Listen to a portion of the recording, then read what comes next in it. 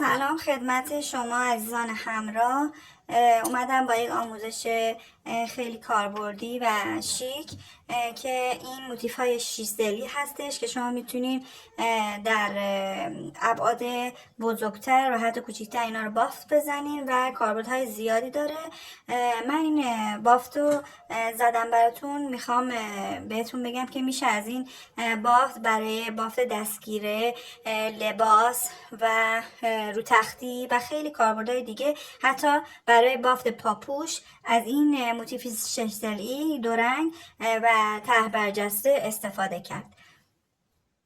خب من برای آغاز این بافت از 2 نخ سبز و سفید استفاده کردم که برای ابتدای کار اول یک گره حلقه جادویی میزنیم. یه حلقه جادویی میزنیم.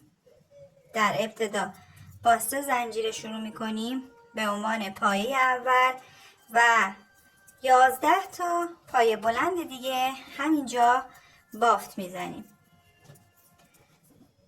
داخل همین حلقه جادویی 11 تا دیگه پایه بلند سر میندازیم که با اون 3 تای اول میشه 12 تا. یعنی من داخل حلقه جادوییم 12 تا باید پایه بلند برای این کار داشته باشم. بافت میزنیم و برمیگردیم.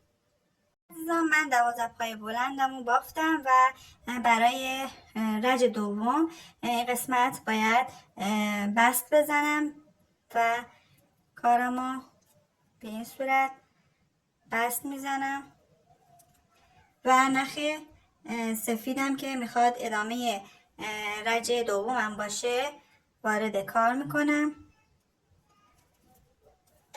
خب اینجا و اینجا همین قسمت ما یک پای کوتاه بافت میزنیم. دوباره تو همین قسمت یک پای کوتاه دیگه. خب عزیزان، در هر پای بلند رج قبلی شما باید 2 عدد پای کوتاه بافت بزنید. یعنی اگر 12 تا پای بلند داشتین تو این رج 24 تا پای کوتاه لازمه که داشته باشین. خب من اینو بافت میزنم براتون و برمیگردم عزیزان تا آخر رج برسم و آخر رج رو بهتون نشون میدم و میگم که باید چه کار کنیم. خب عزیزان، به این قسمت آخر کار رسیدیم و 2 تا پای کوتاه آخر رو میخوام بزنم. اولی رو میزنیم، دومی رو که خواستیم بزنیم این نخ از داخل میخوام در بیارم. این کار رو انجام نمیدیم، درسته؟ چون میخوام نخ سبزمون رو بیاریم بالای کار و تغییر رنگ داریم. پس از پشت نخ رو میاریم و با سبز تغییر رنگ رج بعدی رو میدیم و این قسمت به اولین پای کوتاهی که تو رج قبلی زدیم بست میزنیم.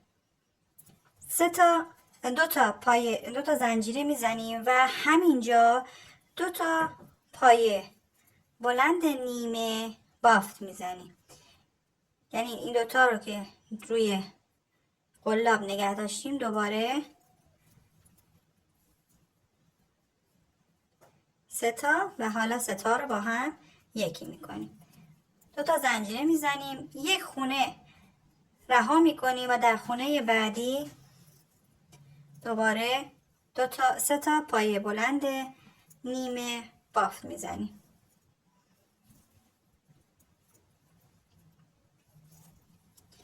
دوباره 2 زنجیره و یک پایه رها میکنیم و در پایه دیگه 3 تا پایه بلند نیمه عزیزان به همین طریق که گفتم بافت میزنیم و 3 تا رو یکی میکنیم.